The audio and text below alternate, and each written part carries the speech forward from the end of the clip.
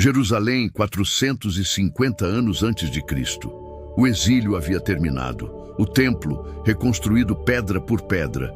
As muralhas restauradas, mas algo permanecia morto no coração do povo escolhido. Eles haviam retornado à terra prometida, porém suas almas continuavam prisioneiras. O vento soprava sobre campos ressecados, e o silêncio de Deus parecia ecoar mais alto que as orações vazias. Foi então que o Eterno quebrou o silêncio com palavras que estremeceram os céus e a terra. Tragam todos os dízimos aos depósitos do templo, para que haja alimento em minha casa. Ponham-me à prova nisto, diz o Senhor dos Exércitos, e vejam se não abrirei as comportas dos céus e não derramarei bênção em abundância sobre vocês. Ponham-me à prova.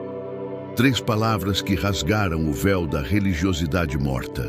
O Criador do universo, aquele que sustenta as estrelas em suas órbitas e comanda os ventos com sua voz, estava fazendo uma proposta. Não uma exigência tirânica, não uma barganha desesperada. Uma proposta audaciosa que revelava o coração paternal do Altíssimo. O Senhor dos Exércitos, diante de quem os serafins cobrem o rosto, estava dizendo: testem-me nisto. Que humildade divina, que condescendência infinita, Deus se colocando à prova diante de criaturas que Ele mesmo formou do pó da terra. Mas o coração humano hesita, sempre hesitou, sempre hesitará. E se eu der e não receber, sussurra a carne. E se eu confiar e for abandonado, grita o medo ancestral. E se as comportas permanecerem fechadas e eu ficar de mãos vazias, ecoa a incredulidade que habitou em nós desde o Éden. O povo de Israel havia saído fisicamente da Babilônia, mas mentalmente permanecia escravo. Escravo da escassez, escravo do controle, escravo da ideia de que Deus era apenas mais um devedor incerto em suas transações espirituais. Eles acumulavam migalhas como órfãos abandonados quando eram herdeiros do reino eterno. Viviam como mendigos quando carregavam DNA real. Agiam como se Deus fosse escasso quando Ele é a abundância infinita derramada em amor.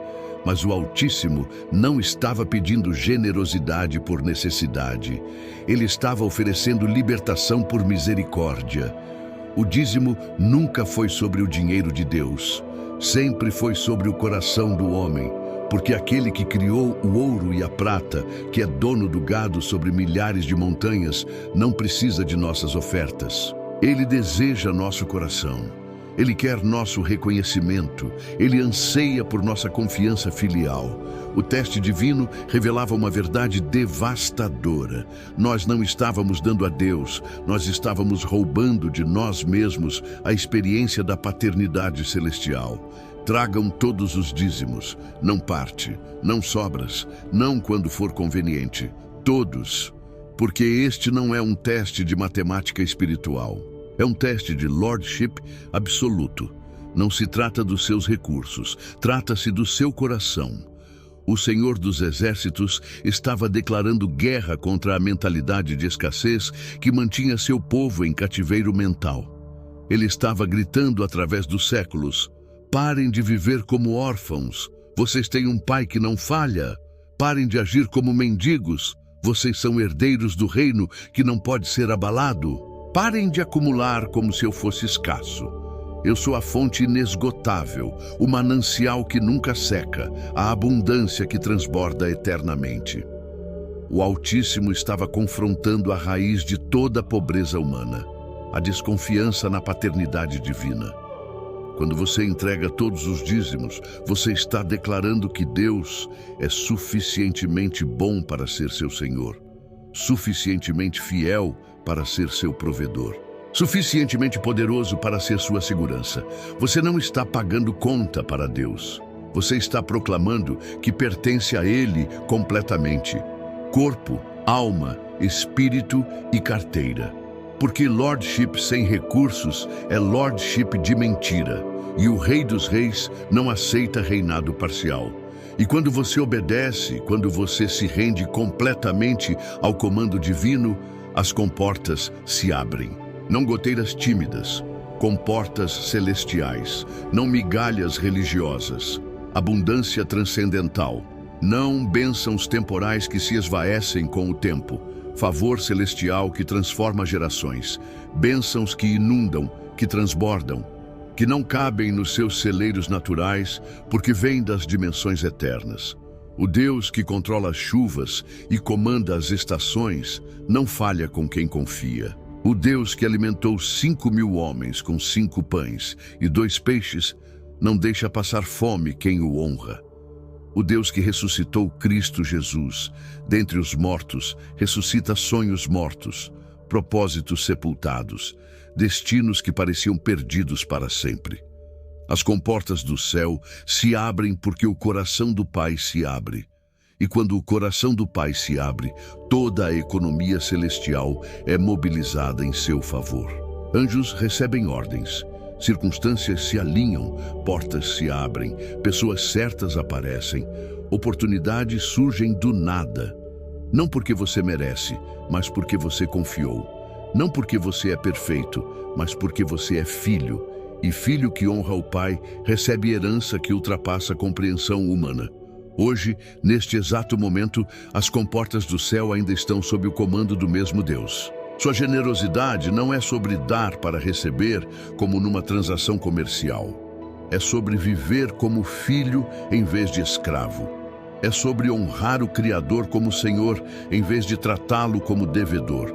É sobre descobrir que na economia divina, semear é colher, soltar é receber, confiar é prosperar de maneira que transcende lógica humana.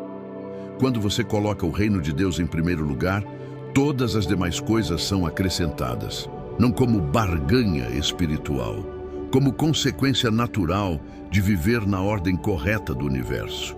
O dízimo revela onde está o seu coração. Se você consegue confiar em Deus com 10%, você pode confiar com 100%. Se você pode honrá-lo com suas finanças, você pode honrá-lo com sua vida inteira. Se você pode soltá-lo no material, você pode soltá-lo no eterno.